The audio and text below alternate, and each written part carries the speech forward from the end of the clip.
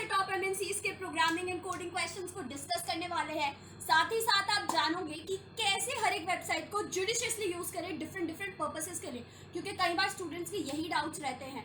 हर video के साथ आपको मिलेगी एक bonus tip and the +1 category, the right strategy to think for that question. तो अगर आपने अब तक चैनल को सब्सक्राइब नहीं करा है, क्या कर रहे हो? सब्सक्राइब करो एंड हर एक वीडियो को पूरा देखना और किसी वीडियो को मिस मत करना, क्योंकि हर वीडियो में आपको बहुत कुछ नया सीखने को मिलेगा। So please do like, share and subscribe and don't forget to stay tuned with the channel to get most and good strategies, tips and cracking the good programming questions. तो क्या आप रेडी हो? चलो चलते हैं अपने आज के प्रोग्रामिंग क्वेश्चन की तरफ।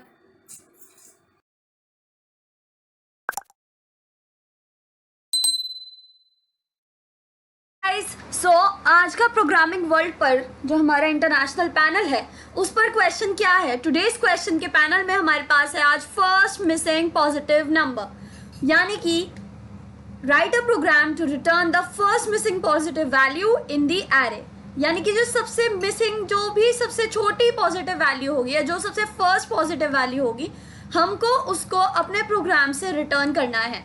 लेकिन हर क्वेश्चन से पहले मैं बताती हूँ उस क्वेश्चन की सिग्निफिकेंस, और इस क्वेश्चन की सिग्निफिकेंस कुछ ऐसी है कि ये जो है हमारी फैंग कंपनीज के अंदर, और फैंग कंपनीज ही नहीं बल्कि हमारी अलग और भी companies like Microsoft, Bloomberg, Zoho and अपनी स्नैपडील वगैरह, यहाँ पर भी ये क्वेश्चन बहुत बार पूछा जा चुका है और ये वाला क्वेश्चन थोड़ा सा आपको ट्रिकी लग भी सकता है। तो not only in FAANG companies but in all the MNCs this question has been asked with in 6 months। This question has been asked approximately और राउंड फिगर में 30 टाइम्स। सो ये क्वेश्चन जो है 30 टाइम्स पूछा जा चुका है गाइस विद इन 6 months। अगर मैं 1 ईयर का डेटा निकालती हूँ तो that is more than 30, that is more than it's double. So आप देख रहे हो कि इस क्वेश्चन की सिग्निफिकेंस क्या है। So this is how the question is important to us and now we are going to deal this question with. हम एक एक चीज़ को इसको समझते हैं जैसे कि हम अपनी हर वीडियो हर क्वेश्चन के लिए करते हैं। पहले हम चीज़ें समझेंगे, अप्रोच डिस्कस करेंगे एंड देन फाइनली हम उसे कोड करेंगे। एंड हमारा टारगेट क्या होता है? To achieve the optimised approach in the minimum amount of time. तो सबसे पहले जो हमें एग्जांपल दे रखा है वो है कि हमारे पास एक एरे है 0 2 3 4 5। This is sorted one and output आ रहा है 1। ठीक है, अब मैंने आपको क्या बताया था कुछ वीडियो से पहले, अगर आपने सबको फॉलो करा हो, always ask the relevant questions and understand the situation and behaviour of the program that they are demanding. Okay, हमको सिर्फ इतना बताया, write a program return first missing positive value. Okay, क्या वो एरे जो हमारे कुछ होते हैं ना क्लैरिफाइंग क्वेश्चंस, ठीक है ना, the questions that are good to ask, the clarifying questions, उनकी बात कर लेते हैं। तो इस क्वेश्चन के लिए आपका फर्स्ट क्लैरिफाइंग क्वेश्चन होना चाहिए, will the array be sorted? अगर सॉर्टेड है तब तो हमें सिर्फ नेक्स्ट से कंपेयर करना है। अगर डिफरेंस उनमें विद इन लाइक +1 या -1 का डिफरेंस आता है तो दैट इज गुड। तो हमारा वही वहाँ से हमें पॉजिटिव नंबर पता चल जाएगा कि कौन सा नहीं है। लेकिन अगर एरे सॉर्टेड नहीं है तब कि, तो सबसे पहले जो ये क्वेश्चंस हैं इन क्वेश्चंस को डिस्कस करते हैं। तो आपको ये पूछना चाहिए कि क्या एरे सॉर्टेड है। Then what you should ask, या हमें अगला क्या पूछना चाहिए? Should we consider 0 as the missing number? हमें क्या 0 को कंसीडर करना चाहिए मिसिंग नंबर के लिए? In this case it is given that 0 presides in the array. But what about this example? 1 2 3 4 5. Now what will be the output for this case? Now the output for this case will be 6. That the interviewer will tell you. तो ये question आप interviewer से पूछोगे तब आपको पता चलेगा कि क्या ये 0 की सिग्निफिकेंस को एक्सेप्ट कर रहा है, क्या ये 0 से शुरुआत कर रहा है, या फिर 1 से यहाँ पर हमारा स्मॉलेस्ट पॉजिटिव नंबर जो है वो शुरू हो रहा है। So that are the things that you need to specifically ask. Otherwise अगर आपने क्वेश्चन पढ़कर you direct start solving ना, so that reduces your marks by half. This is the significance of clarifying questions for this problem. तो यहाँ पर जो आपके clarifying questions है वो बहुत ज़्यादा इंपॉर्टेंट हो जाते हैं। अदरवाइज में क्या सीधा हाफ से आपका नंबर जो है कोडिंग के वो डिडक्ट होते हैं गाइस। ठीक है, तो हम कोशिश करते हैं हमेशा हर प्रोग्राम के अंदर कि हम एक भी नंबर ना डिडक्ट करवा कर आएँ, तो हमारी वही अप्रोच रहती है। तो इस क्वेश्चन के लिए जो हमारे इन क्लैरिफाइंग क्वेश्चंस का आंसर मिलता है हमें, इस प्रॉब्लम के लिए जो क्लैरिफाइंग क्वेश्चंस का आंसर है वो है कि क्या एरे सॉर्टेड होगी? नहीं, the array will not be sorted for every time. Should we consider zero as the missing number? Now it is given in one of the above examples कि हमने जीरो मिसिंग था लेकिन फिर भी हमने output 6 दिखाया, तो यहाँ पर भी क्या हो जाता है हमारा? No. Answer can be no, answer can be yes, depending upon the need of the interviewer and the question, but these two questions are mandatory for this problem to be asked to the interviewer. Okay, ये questions हमें पूछने ही पूछने हैं। The next और one more question that you need to compulsory ask the interviewer is, will the array contain all the unique elements? ठीक है, क्या यूनिक एलिमेंट्स होंगे? डुप्लीकेट्स हो सकते हैं या नहीं हो सकते, वो चीज़ हमने कंसीडर करनी है। सो यहाँ पर इस केस के लिए हमारे इस चीज़ का आंसर भी क्या आता है कि इट कैन बी बोथ। ठीक है, यहाँ पर हमें चीज़ स्पेसिफाई नहीं करी है कि क्या सिर्फ यूनिक एलिमेंट्स हो सकते हैं या नहीं। So what does this signifies to you कि यहाँ पर duplicate can exist and not unique also can exist. तो यहाँ पर जो हमें अपनी अप्रोच को प्रोसीड करना है या जो हमें अपनी अप्रोच चाहिए वो ऐसी होनी चाहिए जो अगर डुप्लीकेट्स का केस आ जाए तब भी जो क्वेश्चन है उसको ईजिली हैंडल अप कर सके। The next thing that we need to focus upon is कि यहाँ पर अब हम समझ लेते हैं पहले अप्रोचेस को धीमे धीमे से, एंड उसके बाद में हम अपने फाइनल ऑप्टिमाइज सॉल्यूशन पर आएंगे। तो यहाँ पर भी इस केस के लिए भी the naive approach that you need to propose first, जो कि हम कहते हैं हमेशा within 5 minutes come up with a naive approach in front of the interviewer. तो यहाँ पर जो नेव अप्रोच हमारी होने वाली है, व्हाट विल दैट बी? तो यहाँ पर फर्स्ट केस में क्या हो सकती है? Compare every element with the other until its next is not found। ठीक है, तो यहाँ पर जो टाइम कॉम्प्लेक्सिटी रहेगी इस केस के लिए वो मैं आपको पहले ही बता देती हूँ, क्योंकि हम हर एक को दूसरे से कंपेयर करेंगे। So here the time complexity will be O of n2। अब ये कहना क्या चाह रहा है इस अप्रोच से वो हम बात सब वो समझते हैं कि कोशिश करते हैं। यहाँ पर हमें दे रखा है ज़ीरो को हम अगले से कंपेयर करते चलें। When we are at zero we should always search for 1। क्या हमको 1 मिल जाता है? अगर हमें 1 एंड तक जाकर भी नहीं मिल रहा we should return 1, otherwise we should traverse to the next index and search for its next element. Okay, this approach works well with the sorted input array where the elements are continuous, but this approach will not work where we have gaps in between or where the array is not sorted, because at that point of time and it also leads to the redundancy in the code कि जहाँ पर ज़रूरत नहीं है वहाँ पर भी हमारा कोड प्रॉपर पूरा रन कर जाएगा। ठीक है ना, तो वहाँ पर हमें ज़रूरत नहीं है। अब जैसे डुप्लीकेट्स का केस अगर कंसीडर हम करते हैं तो एक डुप्लीकेट एग्जाम्पल भी ले लेते हैं। तो जैसे कि यहाँ पर 1 1 1 देन 2 2 एंड देन 3 4 5। ठीक है, तो यहाँ पर कैसे अब ये कॉन्टिन्यूस हो गए हैं तो मैं ऑर्डर चेंज कर देती हूँ। 4 2 and here it's 2, here it's 5 and here it is 1। ठीक है, तो अब 1 पर आए हूँ। फर्स्ट अप्रोच क्या कह रहे हैं? 1 पर हूँ, we will go for 2। 2 is find here, I'll increment my ith here now. Okay, now I am at 2. I'll search for 3. 3 is founded. Then I am on 5. I'll search for 6. 6 is not founded, so I will return that. यहाँ पर this thing can happen. But suppose that 5 exists or 5 is placed at the last index. At that point of time, you have to run your multiple loops for same value. Here suppose that 5 doesn't exist, 5 है ही नहीं हमारे लिए। ठीक है, 5 नहीं है हमारे पास। Okay, we'll take कि 5 नहीं है। Again we are at 2, we'll search for 3. Again we are at 4, we'll search for 5. Again we are at 3, then we'll search for 4. तो इस तरीके से डुप्लीकेसी आ गई केसेस के अंदर कि हमें ऑलरेडी जो हम चीज़ देख चुके हैं वो हम दोबारा से इटरेट करने के लिए जा रहे हैं। सो यही प्रॉब्लम है इस अप्रोच के साथ, तो इसीलिए हम 1 by 1 की अप्रोच इस यहाँ पर यूज़ नहीं कर सकते। So what next, what else we can do, we can easily do the part make the array, कि हमें पता है कि सॉर्टेड नहीं है तो make the array sorted and then compare with 0 1 and then iterate through its difference। यहाँ पर आपको लैंग्वेज थोड़ी कॉम्प्लिकेटेड लग सकती है, लेकिन ये कहना क्या चाह रहा है मैं वो बता देती हूँ आपको, ठीक है। तो ये कहना यहाँ पर अप्रोच ये चाह रही है कि एरे अगर सॉर्टेड नहीं है तो सबसे पहले एरे को सॉर्ट कर लिया जाए। तो मैं डुप्लीकेट्स वाला केस ही कंसीडर करने वाली हूँ। एरे को सॉर्ट करने के बाद the elements that I will have is 1 then 1 then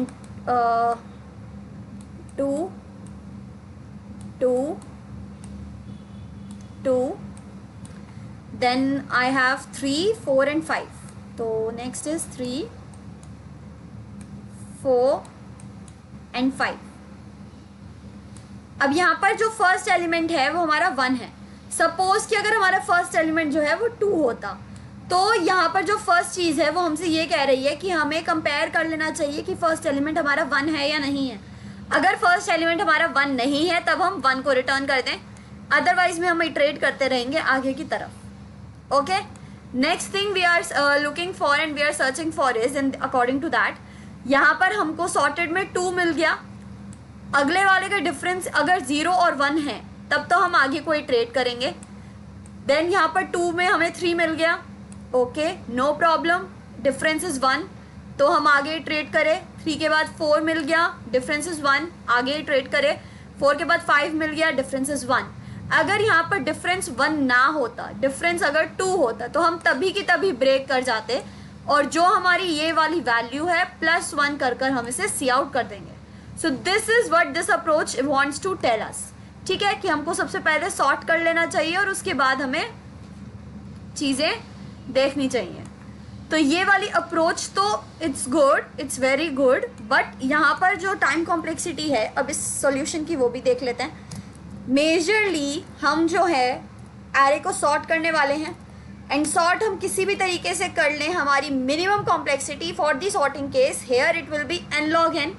तो n log n हमारी लाइक टाइम कॉम्प्लेक्सिटी है and space complexity is O(1). Can we further reduce it, क्या हम इसे और कम कर सकते हैं? टाइम कॉम्प्लेक्सिटी को हम कम कर सकते हैं? Yes obviously we can do this, but we have to think the other ways. जैसे किसी ऑप्टिमाइज या अच्छे सॉल्यूशन पे पहुंचने के लिए आपको हर तरफ से दिमाग दौड़ाना आना चाहिए। तो यहाँ पर जो हम दिमाग दौड़ाने वाले हैं अपना, वो कैसा केस है? वो हमारा केस ऐसे है कि we will insert all these elements into the set, okay, and then हम सेट में इंसर्ट कर दें या फिर हम सेट में इंसर्ट कर देते हैं unordered.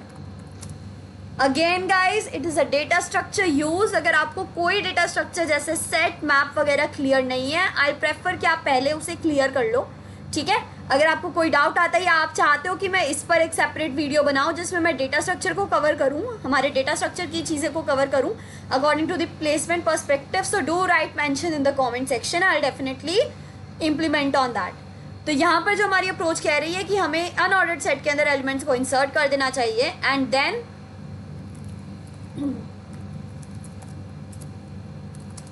Search for the missing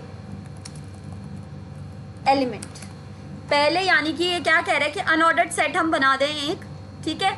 unordered set में क्या होगा कि जो हमारी इंसर्शन टाइम कॉम्प्लेक्सिटी जो सेट्स वगैरह किसी भी केस के लिए n log of n होती है,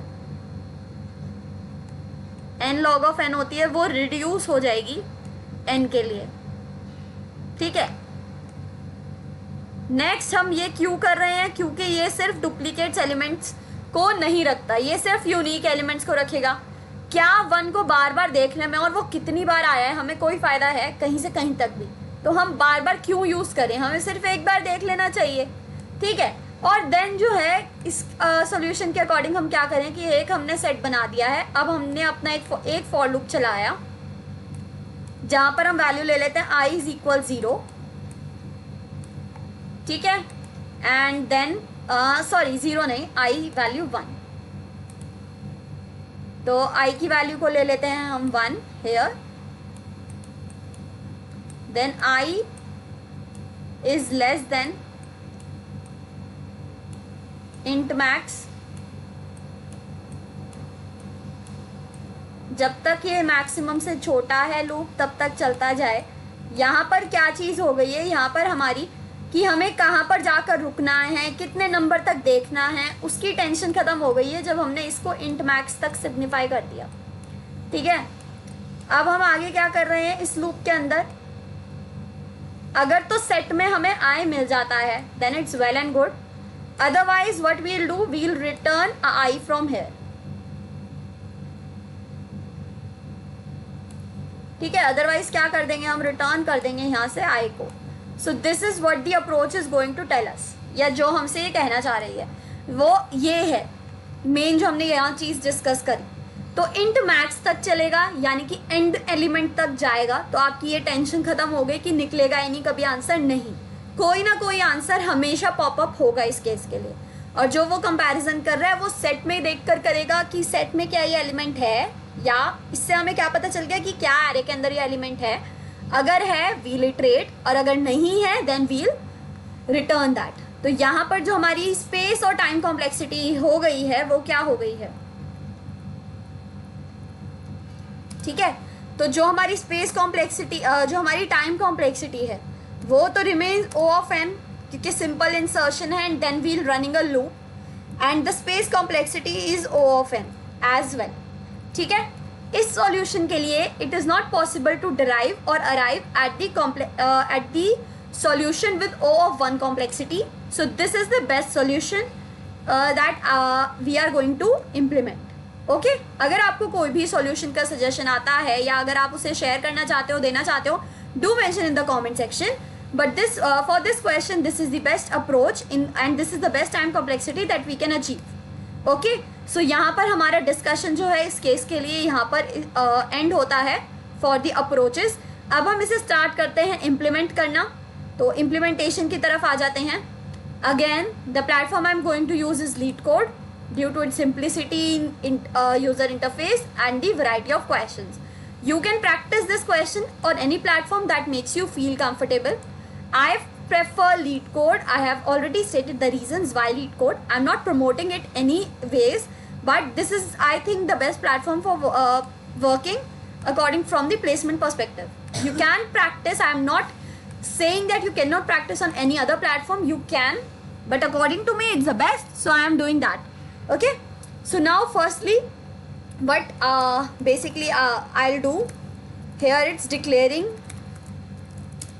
the looping variables and the number of elements, okay. Now as stated in the approach, what I'm going to do is unordered set integer type n. I want to like insert this with nums begin dot comma nums end, कि पूरी जो मेरी nums आ रहे हैं वो इसमें insert हो जाए, तो S will consist of that.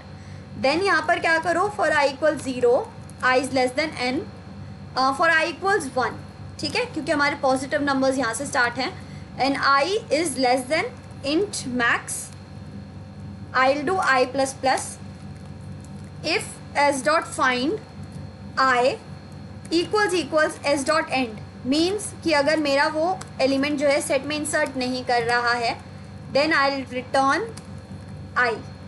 ये क्योंकि यहाँ पर जो हमारा टाइप है वो इंट है और ये केस हमारा एवरी टाइम वर्क तो करेगा, ये हमारे लिए है, but for the compiler it needs something to be return for like syntax purposes, तो मैंने यहाँ पर रिटर्न 0 को मेंशन कर दिया है, ठीक है।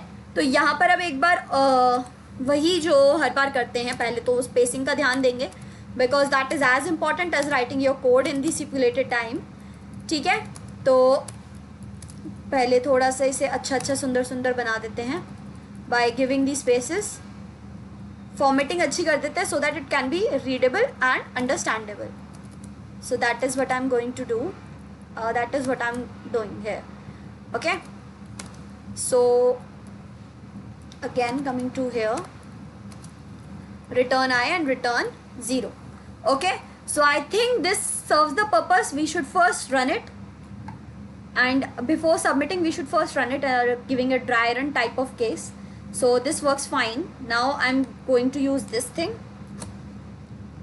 this example for testing.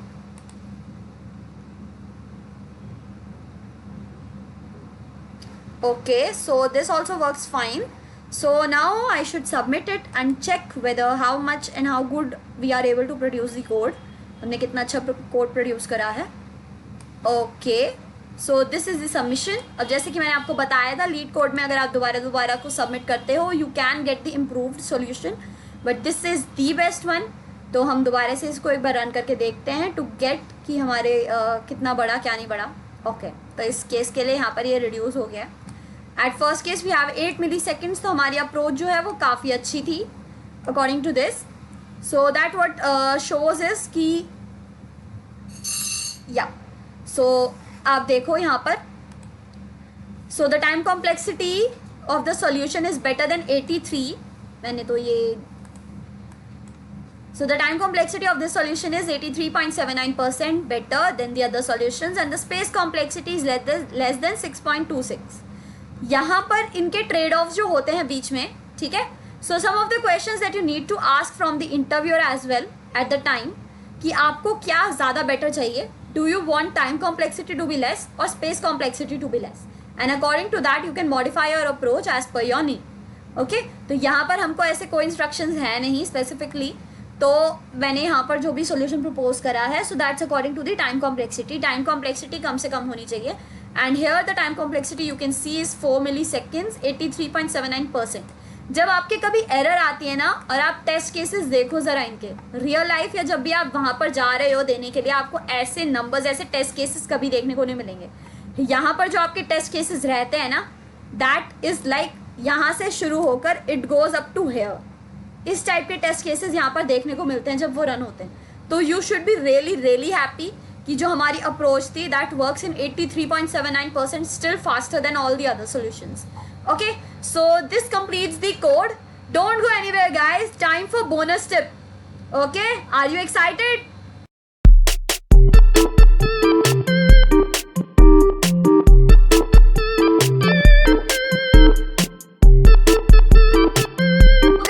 आज की जो बोनस टिप है जो हमारे इंटरनेशनल पैनल पर रिफ्लेक्ट हो रही है वो क्या है? Be thorough with the inbuilt functions under different libraries. हमेशा जिस भी प्रोग्रामिंग लैंग्वेज को आप यूज़ कर रहे हो उसके इनबिल्ट फंक्शंस जो कि डिफरेंट लाइब्रेरीज में हैं along with their library names आपको पता होने चाहिए.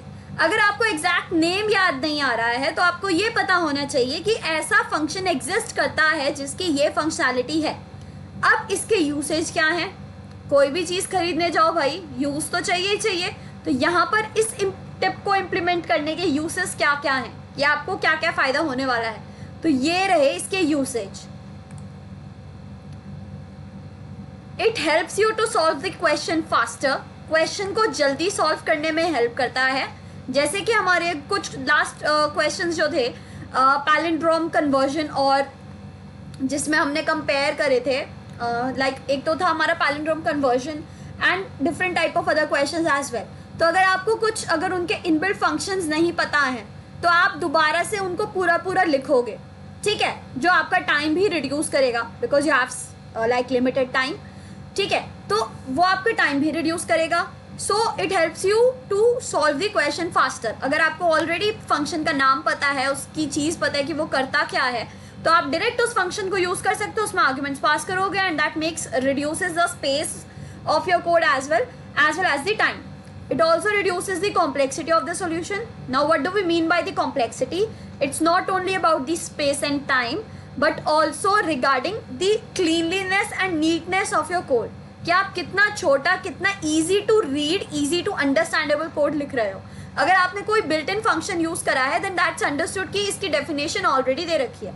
लेकिन उसी बिल्ट इन फंक्शन को अगर आप विदाउट एनी कमेंट्स अपने पूरे प्रोग्राम के अंदर इम्प्लीमेंट करोगे, it works like a hair guys, क्योंकि हमें चीज़ ही समझ में नहीं आती उस टाइम पर चल क्या रहा है, ठीक है। तो या तो आप कमेंट्स में मेंशन कर दो, but the main thing is कि आप इनबिल्ट फंक्शंस को मत भूलना, मतलब इनको याद रखना, इनबिल्ट फंक्शंस। इससे क्या इम्पैक्ट पड़ता है कि आपकी एक्सपर्टीज एक पर्टिकुलर लैंग्वेज में कितनी है, आप कितने कंफर्टेबल हो किसी लैंग्वेज के रिगार्डिंग, ये सब कुछ भी इससे रिफ्लेक्ट होता है, ठीक है। तो आप मतलब यार इनबिल्ट फंक्शंस के नाम ही तो याद करने हैं, so you can do this, ठीक है। जब आपको इसका रिजल्ट, अगर आप इनमें से 3-4 जो मोस्ट आस्क्ड क्वेश्चंस होते हैं, अगर अभी आपको पता चल जाएगा कि कुछ टॉपिक्स ऐसे हैं जिनसे क्वेश्चन आते ही आते हैं, तो एटलीस्ट आप उन टॉपिक्स की हेडर लाइब्रेरीज के नाम वगैरह जो भी हम इसमें यूज़ करेंगे, एटलीस्ट उनको याद कर लो, उनके इनबिल्ट फंक्शंस को पढ़ लो, वो भी आपका पर्पस को सर्व कर देगा। You don't need to remember the 100 libraries with 4000 functions,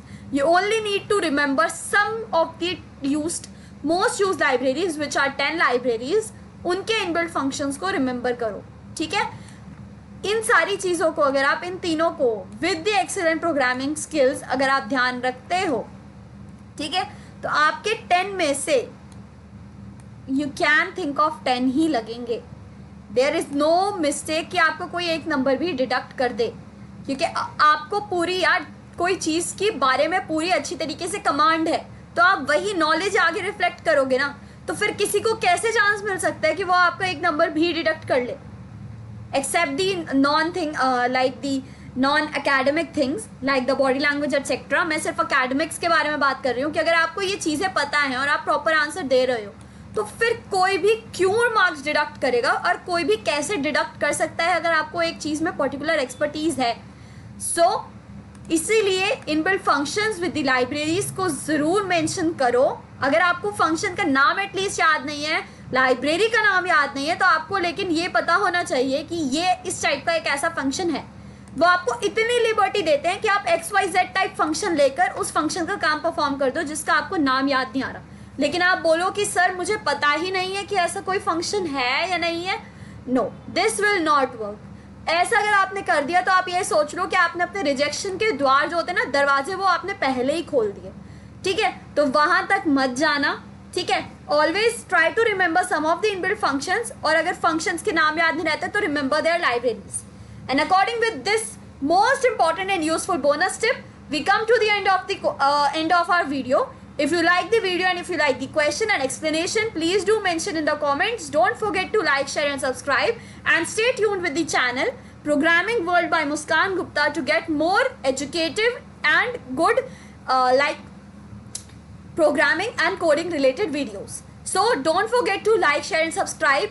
Do write in the comments if you have any doubts or any suggestions regarding the channel and regarding the questions. Please mention in the comments. I'll definitely respond to that and implement that. Until then, stay safe, stay healthy, and love you all. Bye bye.